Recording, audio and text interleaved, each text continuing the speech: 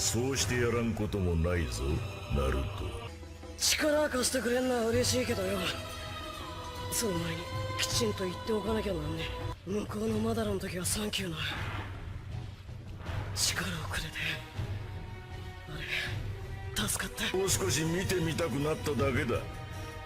そう、暇つぶしだ。おめえはこの葉隠れの俺とコンビのクラマだ。Oh, 11 subs? Going straight to the top!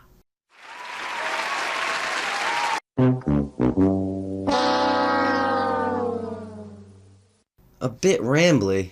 Well, fuck me, you're right. Thanks for the sub and the suggestion. How about this, for a little more structure? Oligopolies, economics, math, communism and capitalism, wage slavery, my ass, all of these things and more in the final video on slavery. Fucking fine! What's an oligopoly?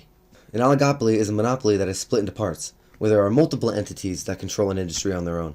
It operates on the same principles as a monopoly, with a little collusion at the top. The reason monopolies and oligopolies are bad for the consumer is that without the pressures of a marketplace, somebody could charge whatever they wanted for something even if it's vastly overpriced and under quality. So as a consumer, monopolies and oligopolies are fucking gay. Well, what does that have to do with slavery? Economics? Oh good, math. Well, what does it cost you to live? You got your housing, your food, your tributes like taxes, healthcare, costs to work to make money to begin with, and then your free spending money.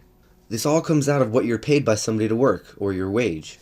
But what if there was an oligopoly over all of these things? Couldn't someone in control of all these things game them in such a way that you're basically working to live? If I pay a guy $100 a day, but I have my friends charge him $60 for his house, and $20 for his food, and $15 for etc., isn't he only being paid $5 a day? Is he not technically a slave who only makes $5 a day? Well, good news! Well, I mean terrible news, because they already do that. Yo, Wacky P, there isn't a system in which all these things are controlled by one entity, you fucking conspiracy theorist retard. Sure there is. Communism.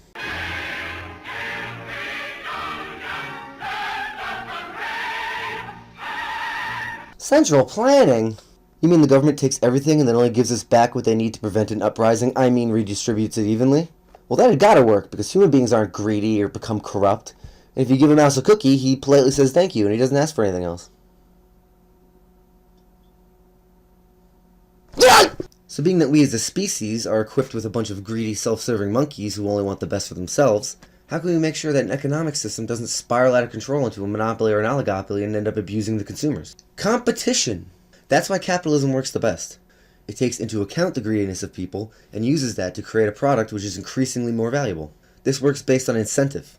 Incentive is the reason why someone would want to do something. In communism, and in most ways socialism, the incentive is to maintain the status quo. As you are the only one who's allowed to participate in an industry, there's no reason to advance the product. The people who run these things are also greedy monkeys who get paid, so over time the system sucks value out of itself and it collapses. In capitalism, however, the incentive is to be the best. If you make a crappy product that's overpriced, someone with a brain will just usurp your industry right from under your feet, and then you'll go broke. So the incentive within capitalism is to be cheaper, more innovative, better overall, as this is the best way to absorb the largest market share and therefore make the most money. Centralization fucks up everything, because without an incentive to be the best, people aren't going to be the best. If there's only an incentive to keep the system going and not necessarily innovate or advance, then that's all they'll do, and eventually they'll suck all the money out of it and they'll collapse. So communism's fucking gay, socialism is just communism light, and that's also fucking gay. Capitalism is the best current system to maintain a level of fairness, being that we're a bunch of greedy monkey fucks. Wage slavery? Well, how do they slave us?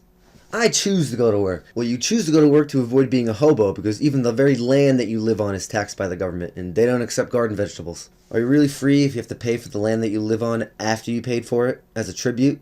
In the old days when they had a slave, they told him you work or you die. You'll still get food and shelter and whatever medical attention we can muster, and that's called slavery.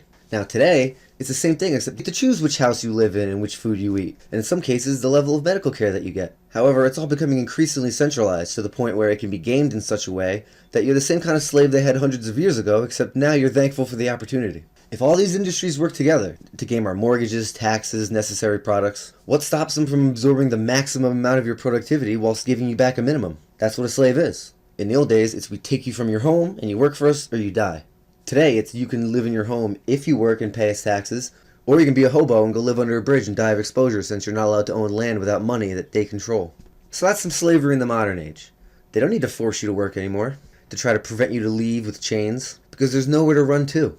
And you need to at least be part of the system in order to live in it, and that requires paying into systems that are increasingly centrally controlled. So in summation, they hate the family structure because it makes strong independent peoples and they want zombies. Zombies do whatever you want.